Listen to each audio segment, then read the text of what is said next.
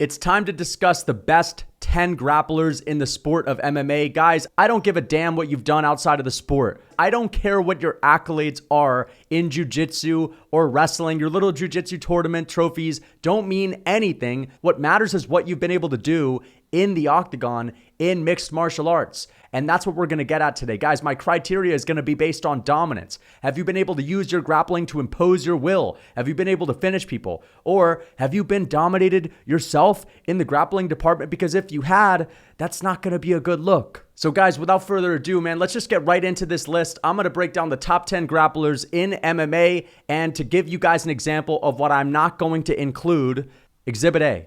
That's right, the usual suspects that you'd most likely see on your everyday run-of-the-mill top 10 grapplers list. Well, none of these guys are making the cut. I'm talking about Durinho, Gilbert Burns himself. I don't care how many goddamn ADCC championships you've won.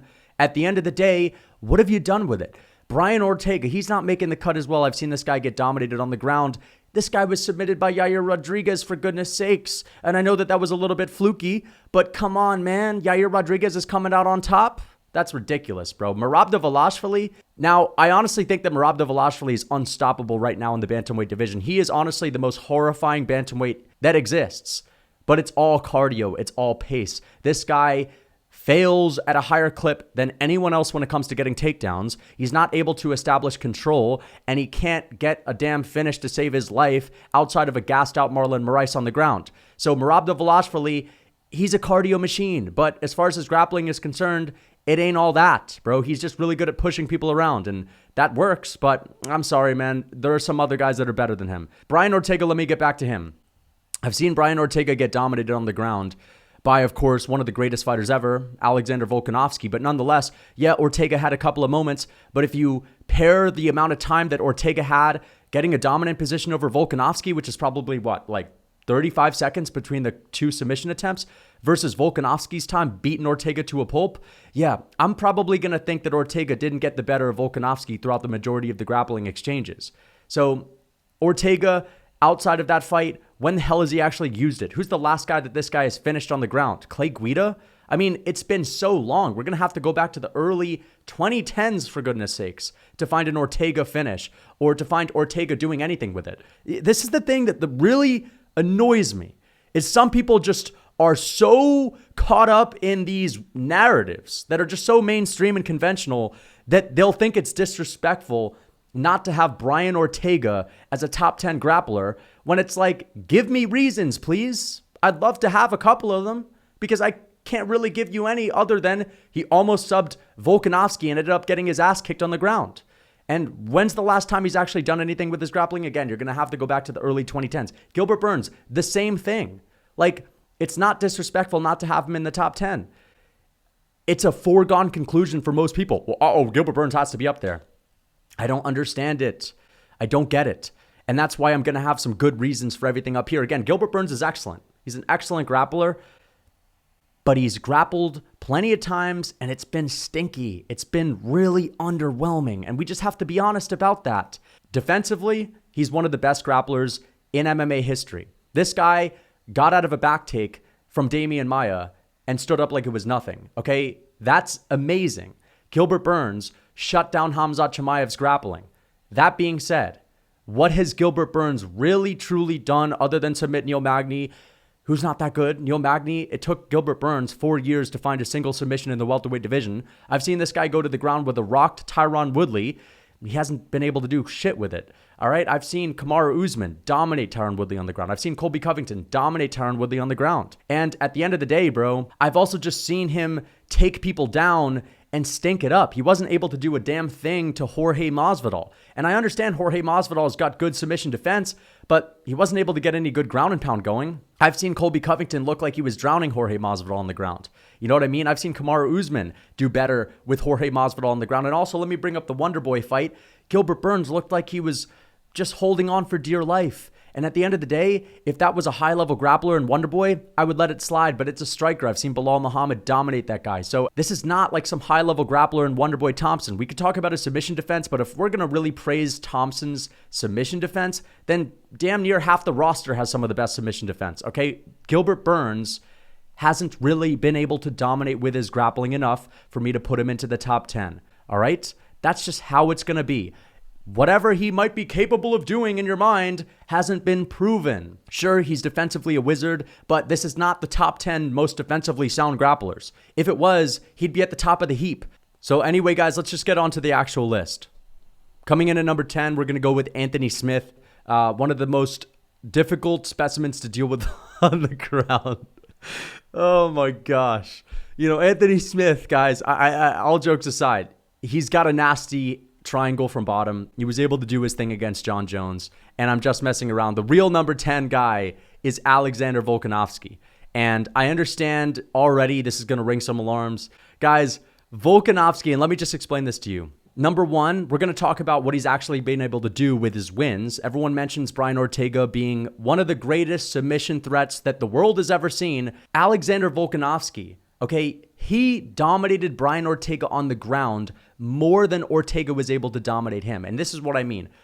When we talk about the offensive exchanges, Brian Ortega had about 35 seconds in that fight where he latched up some submission attempts, a triangle, and a mounted guillotine. Well, Alexander Volkanovski showcased some incredible grappling defense to get out of those positions, and then afterwards, he beat the shit out of Brian Ortega on the ground. Let me ask you this. How good was Brian Ortega's defense on the ground? Was he able to show anything impressive when he was getting his face mashed through the canvas? Was he able to get up to his feet in those moments? Last time I checked, Alexander Volkanovski dominated Brian Ortega for the majority of the fourth round on the ground, and Ortega couldn't do a damn thing about it. Okay?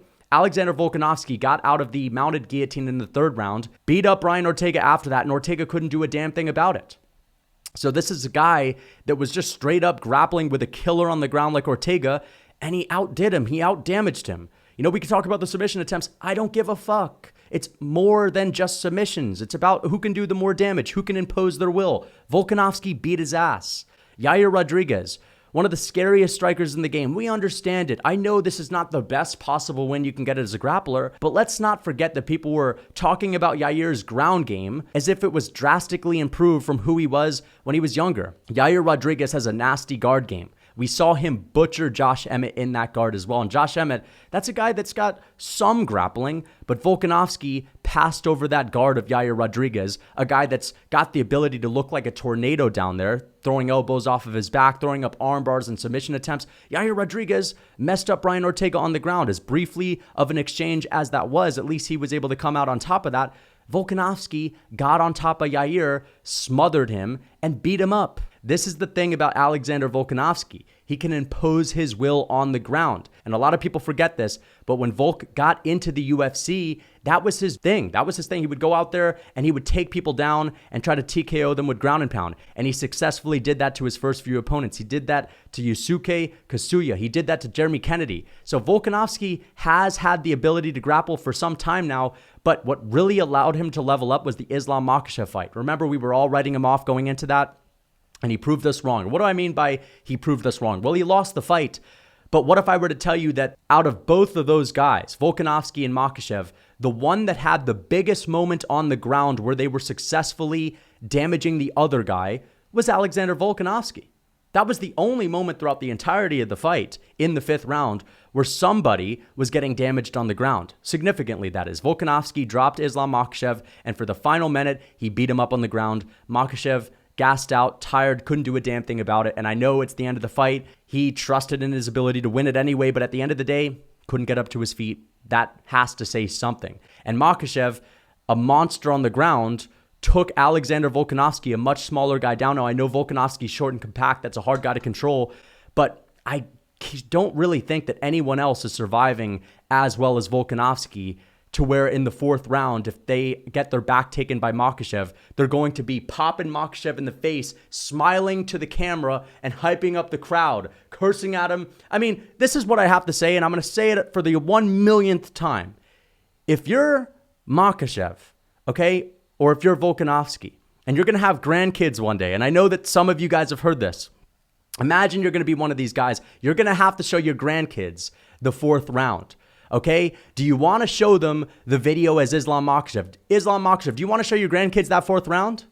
I don't think so, because it's embarrassing. You have this guy that's popping you in the face, that's laughing at you, that doesn't feel threatened at all. You have the whole crowd on their feet. Everyone's getting hype. This is just an embarrassing moment. You don't want to show them that. If you're Volkanovski, dude, that's the first thing you're going to show your grandkids. Just look at this 4th round with Islam Makhachev, the best grappler in the world. Look at I'm popping him in the face with my 50th ground and pound strike. And guess what? I know that those weren't that damaging, but let someone pop you in the nose 50 times and let me know how that feels. Sometimes it's just the strikes that are just in the wrong place on the edge of that nose that really make a little bit of a difference, that have a little bit of that sting. And guys, all jokes aside, even though if I was Volk or Islam, and when it comes to showing my grandkids a video of that 4th round, I'd rather be Volkanovski because it's a little bit, humiliating if you're Islam Makhachev getting popped in the face with this guy, this little guy laughing at you with this whole crowd on their feet chanting Volkanovski, Volkanovski. Dude, I'm telling you right now, it's embarrassing if you're the best grappler on the planet. But here's what I have to say. One of the most dangerous grapplers to ever step foot in the octagon had Alexander Volkanovski laughing in his face. He was not able to instill fear into the heart of Alexander Volkanovski, who was cool, calm, and collected, cool as a cucumber in that moment. That's what I'm trying to say. All right. Now, I'm not saying Volk is the better grappler than Islam Makhachev because he just simply doesn't have the deeper tool bag. He simply can't go out there and do the same things that Makhachev can do. And for the most part, who got the more control time? You know what I mean? Like, who edged out the first round? Makhachev with his grappling. You know what I mean? Who edged out the 4th round on paper? Makhachev with his grappling. At the end of the day, okay, I'm not saying that Volk out freaking grappled Makhachev. I'm just saying it was an impressive showing. Number 9, we're going to go with the heavyweight phenom, Jailton Almeida. Talk about imposing your will. That's all that this guy does. Nobody has been able to stop him. He's basically a Khamzat Chimaev-esque fighter in the heavyweight division. He used to fight at light heavyweight, and that's another reason why he's so good at heavyweight. He's got that light heavyweight speed and finesse when it comes to level changing and transitioning on the ground. Guys just get overwhelmed by him. And also, he's a freak. This guy is so fucking strong and heavily muscled that a lot of these fat heavyweights that are, kind of pretending to be real heavyweights, they're not in any way going to match him on strength. Jailton Almeida is a big and lean, heavily muscled heavyweight. And let me just read the stat for you guys. Jailton Almeida is number 1 all time in control time percentage, which means that when this guy is fighting, like 99.5% of the time, he is controlling his opponent with the grappling, which is crazy. And this really just goes to show how successful Jailton Almeida is at imposing the grappling on his opponents. He doesn't give them time to try to bring the fight in their realm. Jailton Almeida forces the grappling on you right away, and you can't deal with it. So you're going to be given the shit end of the stick early on. And you look at his wins in the heavyweight division, just destroyed Jairzinho Rozenstruik. We've seen a highly touted grappler like Curtis Blaydes take down Jairzinho Rozenstruik. Everyone talks about Curtis Blaydes as the grappler at heavyweight, or at least this was the narrative surrounding Curtis Blaydes for a long time. Well, Jairzinho Rozenstruik, he survived down there. He didn't really take a lot of damage. He was never close to getting finished. When he fought Jailton Almeida, he was screwed. He was toast. Shamil Abdurakhimov, that's a guy that has the OV at the end of his name, that has somewhat of a grappling background. Jailton Almeida picked up fat Shamil Abdurakhimov and slammed him and just beat the shit out of him and finished him off easily. Anton Turkauj, a guy that's on the come up, that's got okay grappling. Jailton Almeida submitted him with ease. Parker Porter, Jailton Almeida destroyed him. And Danilo Marquez as well, 5 finishes on the ground, 3 submissions in total. I think that if Jailton Almeida takes a step up in competition, which is going to be against Curtis Blaydes next, I understand that Curtis Blaydes is going to have good takedown defense. We're going to see Jailton Almeida strike for the first time. If Jailton Almeida takes down Curtis Blaydes, which I think he's fully capable of, because at the end of the day, Curtis Blaydes is a plotty, stuck-in-the-mud typical heavyweight, all right? That kind of just bends over at the hips when he tries to take someone down. Jailton Almeida is going to dart underneath the punch of Curtis Blaydes or catch Curtis Blaydes off guard with a big punch of his own, and I think he's going to take him down. And again, it's like Curtis Blaydes, he's got the wrestling pedigree. Bro, if Jailton Almeida puts him on his back, and this is the number 1 rule of heavyweight grappling, you don't want to let another heavyweight get on top of you, especially when it's a guy like Almeida that is going to be so much faster than Curtis Blaydes when it comes to transitioning. He's just going to be a step ahead, and I think he's going to finish Curtis Blaydes. And honestly, there's really no one else aside from maybe Jon Jones and Tom Aspinall, that I think has a good chance of stopping the takedown of Jailton Almeida. I really think he can just go out there and impose his will, and no one is going to be able to do a damn thing about him moving forward and shooting a double leg because of his strength, because of his speed. He's like a freight train coming at you.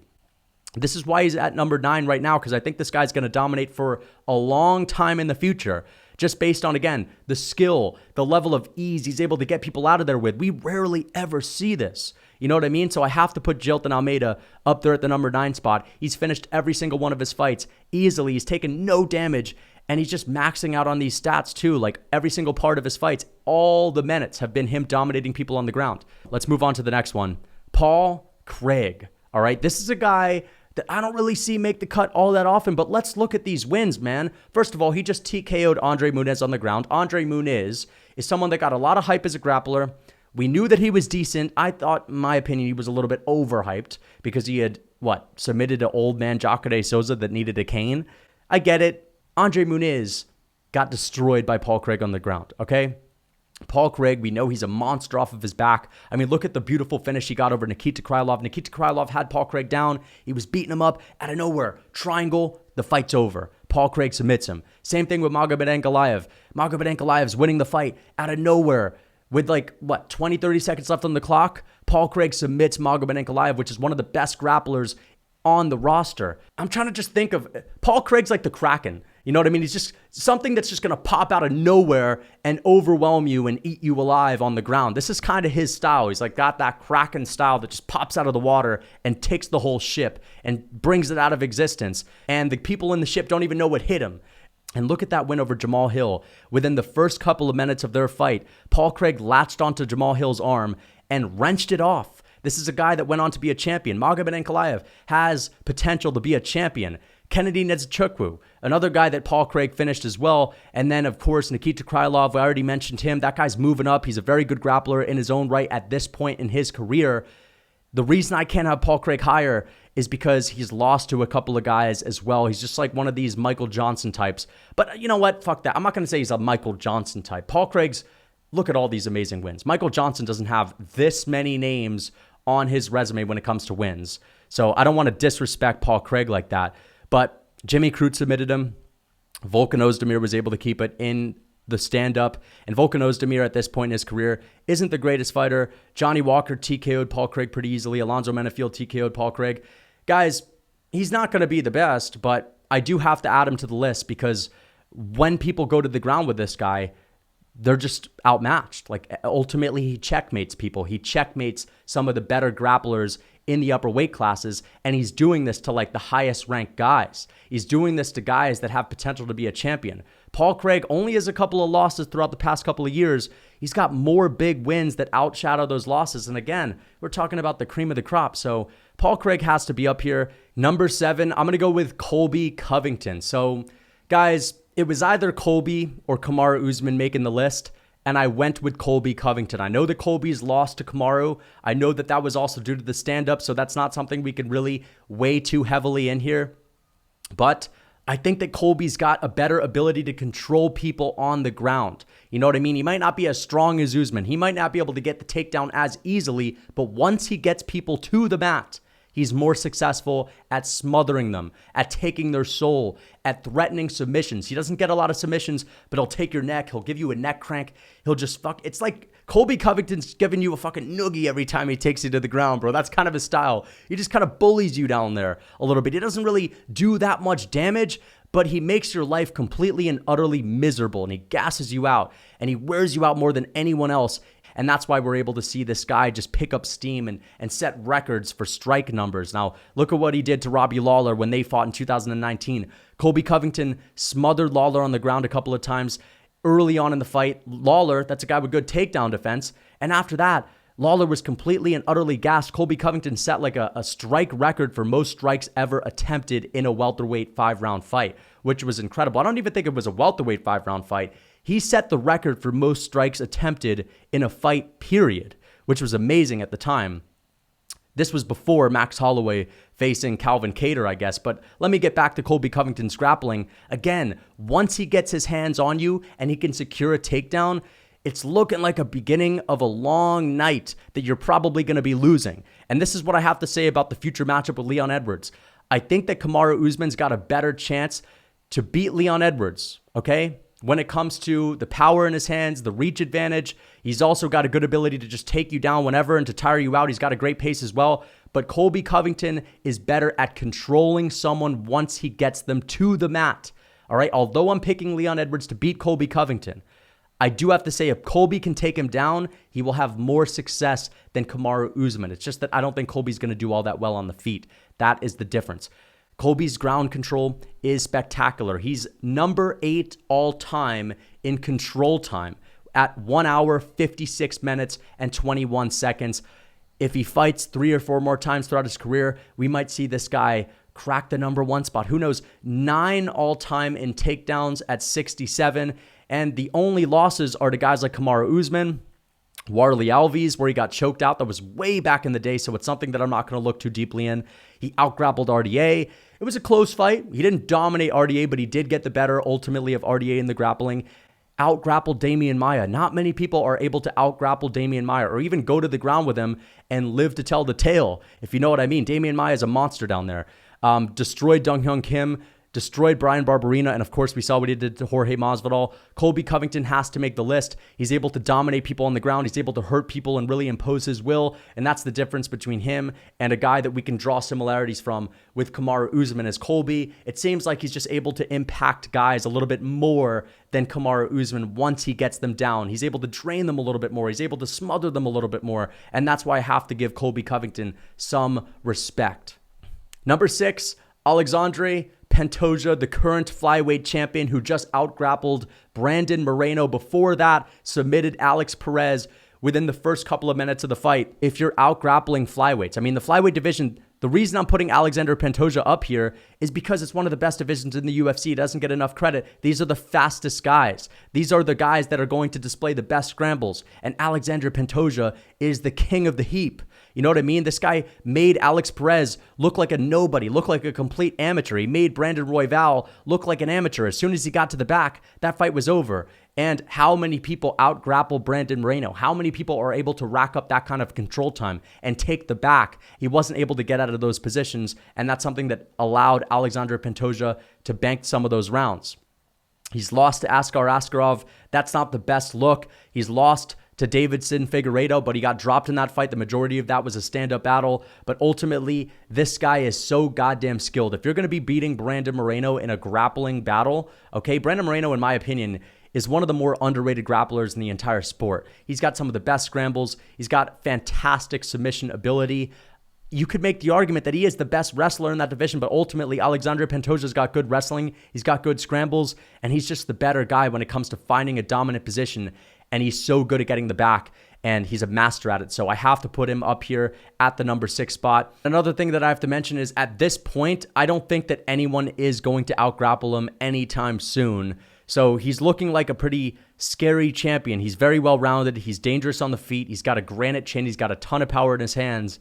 And ultimately, if it's not Brandon Moreno that he's fighting and he gets your back, you're probably going to go to sleep. So Alexander Pantoja, he's probably going to be fighting Brandon Royval next, and I think he's going to put him to bed once again. The only reason why he's not higher is because I think that the guys above him have either done more or are more well-rounded. So let's get to the number 5 guy, Khamzat Chimaev. I think that although Khamzat Chimaev hasn't necessarily done more, he's done a lot at a high clip, meaning every single person other than one man that Khamzat has taken down has gotten completely obliterated and dominated. And also, I think he's more well-rounded than Alexandre Pantoja. He's not just someone that relies on taking your back for the most part. Of course, Pantoja's got great scrambles, but Khamzat Chimaev has also got an amazing ability to take the fight to the ground as well. He's got fantastic wrestling. He's got amazing ground and pound. Khamzat Chimaev, who else has made Li Jingliang look like a child? You know what I mean? This is a ranked welterweight that we're talking about. Who else has made Kevin Holland look like an antelope fighting its way out of a crocodile's jaws? Khamzat is a monster. He's like he's the grappling version of Mike Tyson. And this is the thing that makes him so impressive. He's not like Jailton Almeida doing it to fat heavyweights. He's doing it in some really skilled divisions like the welterweight division. And I have to put him at the top of the list, man. When Khabib was coming up, man, this is a good analogy. Khabib was going to some decisions. Khabib was having moments on the feet where he was getting rocked, and that's only one division removed from Khamzat Chimaev in the majority of what he's done in the welterweight division. It's not like Khamzat, again, is fighting fat heavyweights like Jailton Almeida. He's fighting one division up from Khabib. He's so much more dominant early on in his career, and I don't want to compare him to Khabib. Khabib's not going to be on the list because clearly he's retired. Khabib's obviously proven more, but it's, again, the level of dominance. It's the lack of resistance that his opponents are able to put up. They just get completely overwhelmed. They're not ready for what's about to hit them on the ground. Like, he can just submit you with ease. He can take you down. He can smash your face. He's just a master at every point of the game, honestly. So I have to say Khamzat's up there.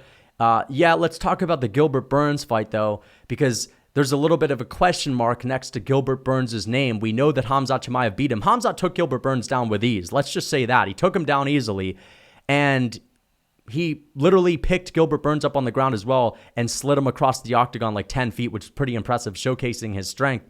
Yes, Khamzat Chimaev didn't really want the smoke with Gilbert Burns, but we really don't know what would have happened if he went down there again. I think that Gilbert Burns is an example of a guy that's going to be a nightmare matchup for Khamzat Chimaev every single time because, again, I talked about his defensive grappling ability, but Khamzat Chimaev also must have some pretty decent defense because he didn't get taken down by Gilbert Burns, and I can't see anyone really imposing their will on Khamzat Chimaev in the grappling. And the thing is, Khamzat's just so well-rounded. He can do so much more than someone like Gilbert Burns on the ground, so we have to have him at least pretty high up. I brought up guys like Colby. I brought up guys like Alexander Pantoja, and nobody is making it look this easy, even early on in their career, man. Colby Covington was going to decisions. Again, Colby Covington was taking people down and slowing things. Khamzat Chimaev doesn't have to slow shit down. He just finishes you instantly. If he doesn't finish Paulo Costa, guys, then this is going to be a bit of a disappointment. It's going to be a hard pill to swallow. I have high expectations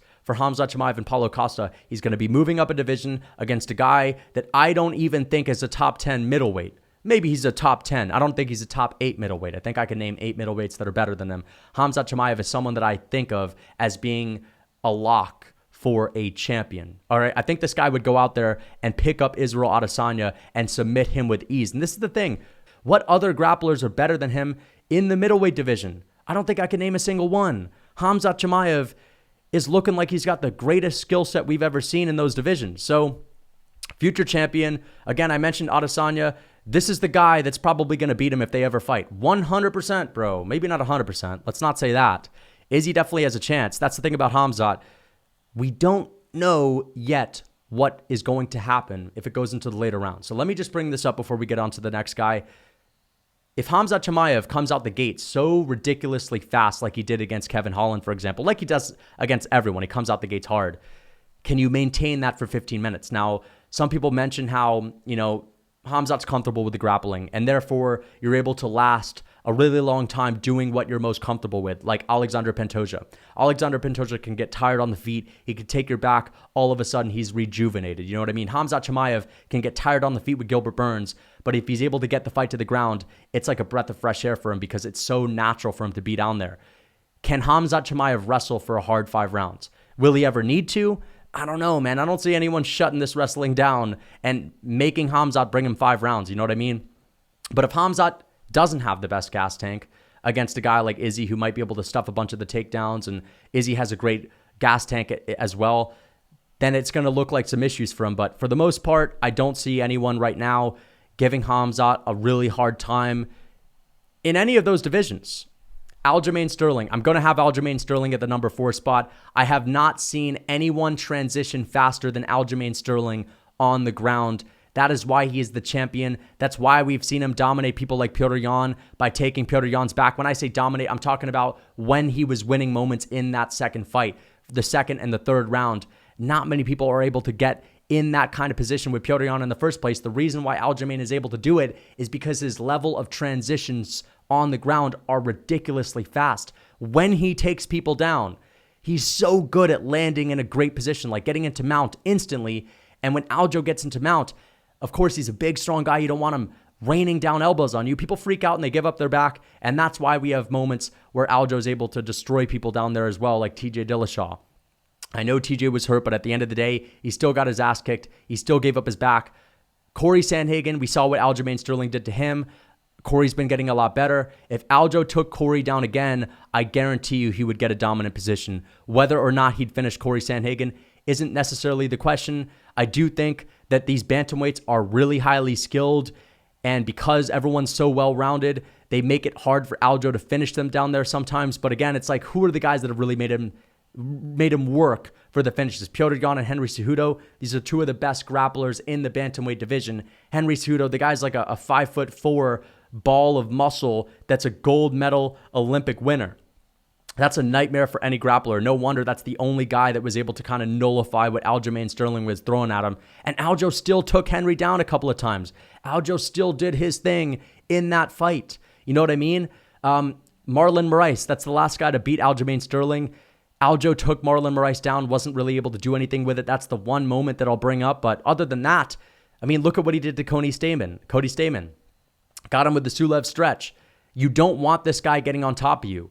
We could talk about someone like Sean O'Malley that Aljamain is supposed to fight next.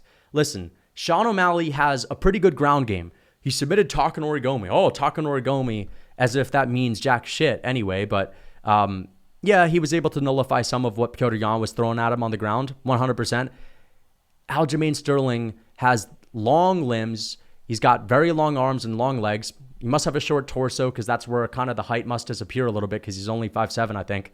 But either way, Aljamain Sterling has like the perfect build to be able to get around the butterfly hooks of someone like Sean O'Malley. And for that reason, I think that even if Sean O'Malley has a good guard, Aljo is going to pass it. And again, I just want to reiterate this. When Aljo takes people down, he rarely ever gets into someone's guard. He just falls into a really dominant position, and the way this guy can step over into mount is ridiculously fast. Watch that Petr Yan fight back and just watch the second and third round, and you'll see exactly what I'm talking about. As soon as Petr Yan hit the ground, Aljo was in mount. You know what I mean? Just incredibly fast. He has a certain level of awareness that people just aren't ready for, a certain understanding of how to get into a dominant position. And for that reason, I have to put him up there. Of course, he's finished some really high-level guys in the bantamweight division. Was able to beat Petr Yan, taking his back. Very impressive. Now, Petr Yan did out-grapple Aljamain Sterling as well in their first fight and even took Aljo down, I believe, in the fourth round of the rematch.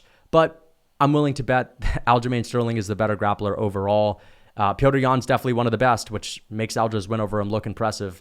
This guy has to be up there, man. He's the number 4 guy in my opinion. The only thing holding him back is, again, getting a couple of more of these wins, getting a couple more of these finishes. If he can finish Sean O'Malley, we'll consider bumping him up. But for now, he's going to be in the 4th spot. Number 3, Jon Jones. Okay, so I have the heavyweight king up here that just absolutely mopped the floor with Ciryl Gane. In my opinion, if I'm looking at the most impressive win that he has with the grappling, it's probably Daniel Cormier. Taking DC down multiple times throughout their first fight was incredible. Stuffing DC's takedowns, getting DC with some ground and pound shots as well was pretty good. Jon Jones is a monster, man. I mean, look at all of these wins. He took down Glover Teixeira multiple times in their fight, and not many people can out-grapple Glover Teixeira. He took down Alexander Gustafsson, a guy with fantastic takedown defense. Of course, he softened him up on the feet, but when he took Gus down in the 3rd round of the rematch, he got into half guard, and that's where Jones does some of his best work. He's able to posture up and just land down big elbows as if he's in mount. Jon Jones is some of the nastiest ground and pound. Took Anthony Smith down, one of the greatest grapplers we've ever seen.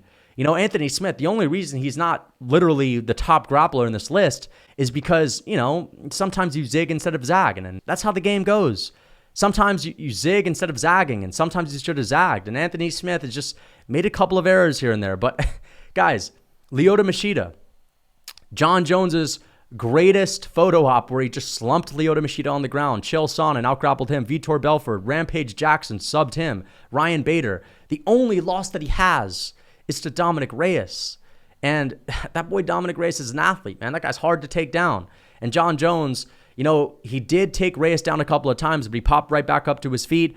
The reason I don't have Jones higher up here is a combination of a couple things. Number one, he hasn't been that active recently. You know what I mean? He's had moments with Thiago Santos where he hasn't been able to take him down. He has had moments where he's lost to Dominic Reyes, and a big reason why he lost is because he couldn't do anything with the grappling when he was able to take Reyes down, and he was rendered to striking with him. And I know that you're going to say, oh, he didn't lose to Dominic Reyes. Yes, the fuck he did. You don't need to try so hard to be different in this one. Like, anyone in their right mind would admit that it was an injustice. It's one of the worst robberies to ever happen in MMA. Dominic Reyes got the better of Jon Jones in that fight. Jon Jones couldn't use his grappling to succeed all that much. But for the most part, it's mostly his inactivity. You know what I mean? We're going to have to go back to 2020 to that Dominic Reyes fight. And before that, we're going to have to go to 2019 to Thiago Santos. The last time before that where Jones even dominated anyone with their grappling was Anthony Smith. Now, let's bring up the Anthony Smith one for real now. Jones beat the shit out of Anthony Smith. I know that he didn't finish him. And I know that some people use that to discredit Jon Jones a bit. Listen, I think he wanted to bully Anthony Smith down there. I think he wanted to be mean to him. I genuinely think that was a moment where Jon Jones was playing with his food and was just having a good old time being the villain that he is. But guys, who the hell is going to run through Cyril Gane like that? Gane's going to be taking on Sergey Spivak. That's a big heavyweight grappler in his next bout. I don't think Gane's going to get done like that. And if he does get done like that, if Gane gets finished the same way as easily as he got finished by Jon Jones, then we're going to have to push back a little bit on these Jon Jones claims, saying that Jon Jones is such a stud in the heavyweight division. Of course, we'll eventually find out when he fights Stipe. But for now, I'm not thinking Sergey Spivak is going to have the level of speed and finesse that a Jon Jones has. The way Jon Jones was able to beat Cyril Gane was with speed and finesse. The speed at which he was able to duck underneath the punch of Cyril Gane and wrap his hands around his body was pretty crazy. And Jon Jones is a big old heavyweight at this point. He's got a big old back. He's insanely strong. He spent the last 3 years getting ready for Francis Ngannou. That guy's a monster that, let's be honest, there's no way Jon Jones has been trying to do anything other than dive at the legs of Francis Ngannou for the last 3 years. I think all this preparation, getting ready for a mountain of a guy in Francis Ngannou, has Jon Jones just perfect and peaked out to be able to beat up all these other heavyweights. And I think he's going to take Stipe down and get into that half guard position. I'm going to go with Jon Jones to destroy Stipe Miocic with the grappling. But let's get on to a guy that I think is the more well-rounded grappler. Charles do Bronx Oliveira at my number 2 spot. We know that Charles has a couple of losses. I understand it. He's gotten a whole lot better. The last loss that's actually relevant, in my opinion, is Islam Makhachev. And that was just a moment where Charles Oliveira got caught with a big shot on the feet and ended up tapping 13 times, unfortunately. But listen, Charles Oliveira, I mean, this guy is a complete grappler. He just shut down Beneil Dariush on the ground. A lot of people were talking about Beneil Dariush going into that fight as someone that could maybe match Charles on the ground and can do his thing. And Beneil took Charles down. I believe Charles actually tried to go for a takedown. Beneil reversed the position, ended up in Charles's guard, and they were down there for a couple of minutes. Oliveira got the better of it. Like, Beneil Dariush was trying to land some ground and pound shots, some hammer fists to the body of Charles, to the chin of Charles. But for every one shot that Beneil Dariush would land, Charles Oliveira would land 2 or 3. So he basically beats up Beneil Dariush, out damages Beneil Dariush while he's on his back. They get up to their feet. He hurts Beneil. Beneil gets hurt. Instinctually, he tries to go for a leg. He tries to grapple to get out of it, to get to dominant positions. Charles Oliveira just outmaneuvers him, out-transitions him, is basically a step ahead of Beneil Dariush everywhere on the ground. And if you're rocked with Charles Oliveira on the ground, you're fucked. Like, you're just as good as done. So this is the thing about Charles Oliveira. If you're hurt and you're on the ground with this guy, it's a wrap. It's over. We bring up the Makhachev fight. Sure, that was a moment where Charles Oliveira got dropped and he got submitted. But again, I attribute that more to Charles being dazed and rocked and out of it. And also leading up to that moment, he was a bit frustrated. He couldn't get anything going on the feet. But if both of those guys were to grapple for 25 minutes straight, let's just say they were to grapple only, I think it would be a bit of a stalemate. I'm just going to say that if we look at the first round, Charles was throwing up submission attempts. He was keeping Makhachev on his toes. He was keeping him honest on the ground. Let's be real. It's not like Makhachev was landing anything of significance. He was doing nothing. I mean, Charles kind of shut the offensive Makhachev down. And that in and of itself is a testament to how good he is. Now, Makhachev also nullified what was coming his way off the bottom, of course. But again, that's why I think that both of them are damn near even. It's just that we've seen more moments where Charles has not been as amazing. Like, I'm talking about how he's able to get the fights to the ground. Charles Oliveira doesn't have the same ability to take you down as easily. He has to really work towards it. He has to march forward. He has to strike with you. He has to catch you off guard in one of these fire-on-fire exchanges on the feet. But at the end of the day, I still think that Charles has some underrated offensive wrestling. He ragdolled Tony Ferguson. He picked Tony up multiple times and slammed him on the ground. You know what I mean? He took Justin Gaethje down before he sent them flying across the octagon. He got in a clinch with Justin Gaethje, got a hold of his neck, and pulled guard, and Gaethje ended up on the ground. Charles has very crafty ways to get fights to the ground. Look at what he was able to do to Dustin Poirier. He was able to take his back standing. Charles Oliveira can win fights with his grappling when it ain't even on the mat. Truly one of the most well-rounded fighters. We're going to talk about his submissions. The submission king, number one all-time in submissions, submitted Justin Gaethje, submitted Dustin Poirier. You know what I mean? Submitted Kevin Lee, submitted Nick Lentz, Clay Guida. We're talking about so many of these excellent fighters, of these guys with wrestling backgrounds as well. And also ground and pound. Charles Oliveira's got terrific ground and pound too. I mean, people don't really remember this, but in the second round with Dustin, he wasn't just controlling Dustin on the ground and Dustin's guard. He was beating the shit out of Dustin Poirier, landing big, heavy elbows on him. And he TKO'd Beneil Dariush on the ground as well. I mean, I have to say, Charles Oliveira is just a specimen down there. In my opinion, he has the most aesthetically pleasing style to watch out of any grappler. He looks so smooth and comfortable on the ground. He's truly like, a fish in water down there. So I'm having him at my number 2 spot. And now let's get to the number 1 guy, Islam Makhachev. That's right, the only man to finish a prime Charles Oliveira on the ground. The only guy to take down prime Charles Oliveira and to nullify him while he was in the guard of Oliveira. To get on top and ultimately edge out the first round, to take Charles down multiple times in that fight, to hip toss him. Listen, I know Makhachev couldn't get a whole lot going, but he still ended up finding a finish, and submitting the submission king is damn impressive. We saw him fight Alexander Volkanovski. I know I talked a whole lot about that matchup. I know I made a couple of comments talking about the 4th round, how I think Volkanovski ultimately kind of got the better of that, but at the end of the day, Islam Makhachev took Volkanovski's back and Volkanovski couldn't get up. Islam Makhachev in the first round with Volkanovski took him down and had him in a neck crank and edged out that round as well. Makhachev submitted Thiago Moises. He submitted Dan Hooker. He submitted Bobby Green. He submitted Drew Dober as well, and he's also beat a high-level wrestler and grappler like Arman Saryukian. He's beat a guy like Davey Ramos. That's a pretty big, sturdy guy, hard guy to take down. Here's the thing about Islam Makhachev. For a while, there was a lot that he left to be desired. You know what I mean? Like, Islam Makhachev was someone that was a little bit underwhelming towards the middle of his current UFC career. But it's when he started taking on guys like Dan Hooker and Bobby Green, that's when he really turned a corner. Here's the thing about Islam Makhachev. For a while, a lot of fans were saying that he was underwhelming. You know what I mean? He was having some of these fights that weren't all that action-packed, like against Thiago Moises, for example, where it was slow. There wasn't a whole lot going on. Ultimately, he still got the better of Thiago Moises for like 95% of that fight and got the finish. But either way, it wasn't dynamite. All right, it wasn't fireworks.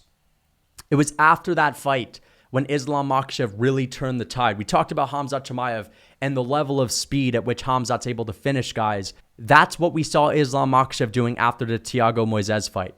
The level of ease at which he was able to go at Dan Hooker and take his arm home and get him with a Kimura was incredible. The level of ease at which he was able to take Bobby Green down, not take a single strike from Bobby Green, and just TKO him within the first couple of minutes while taking Bobby Green's back was incredibly impressive. So Makhachev at this point, if it's not Charles Oliveira, if it's not Alexander Volkanovski, and you put him in there with someone that's, again, not like the highest level grappler, he's going to run through them in the first round, most likely. Like, I think Islam Makhachev would have a good chance to finish Dustin Poirier on the ground in the first round. If Makhachev were to get Justin Gaethje down in the first, he's finishing him. If it's not literally the best other grapplers on the planet, you're getting cut through like butter. Makhachev, it's not just his ability to finish you. It's also, of course, the wrestling, the judo, the inside trips, the hip tosses. He can do it all when it comes to taking you down. He's big, he's strong. His top control is insanely good. And this guy's got a hell of a squeeze on him. You know what I mean? Charles Oliveira tapped instantly when Makhachev put him in the head and arm triangle. I mean, we saw Oliveira tap 13 times, for goodness sakes. He did not want to be in there for any longer. So Makhachev is like a Khamzat Chimaev-esque level guy. It's just that Khamzat Chimaev doesn't have a Charles Oliveira in one of those divisions. He doesn't have an Alexander Volkanovski that he's going to have to run into anytime soon. Yeah, Islam Makhachev is that guy right now. Again, if you put him up against anyone that's literally not like one of the best fighters to ever exist, I believe he's going to finish them with ease on the ground. So this is my number one guy on the ground. It's very close with him and Charles, but Charles has had a whole lot more moments in his career where he's gotten finished on the ground. I know that was a long time ago, but it still exists. Okay, all we have when it comes to Islam Makhachev looking a little bit, pathetic is when Volkanovski was popping him in the face over and over and over again in the fourth round. Now, guys, if you think that for whatever reason I'm like a Makhachev hater or some shit like that just because I'm talking about that fourth round, yes, I like Volkanovski. Islam Makhachev is one of my favorite fighters right now. Like, I'm not trying to be biased. I'm just being honest. Makhachev had Volkanovski's back, and he wasn't able to instill fear in him. And this is a big thing that I mentioned earlier on. It's like, okay, whatever. I hope you guys enjoy the video. Until next time. It's summer, and that gives you no rhyme or reason to run around here looking like Sean O'Malley. And I understand. It's fun to fit through door cracks sometimes. But why not build the actual strength to just open the door? So if you're actually trying to pack on some mass, and if you're a beginner and you're looking like O'Malley, you could check out my novice lifting program. I've personally designed these programs to help you guys put on as much muscle as possible without hitting plateaus. So check it out, guys. If you're interested, use code MMA for 30% off. The link is in my description.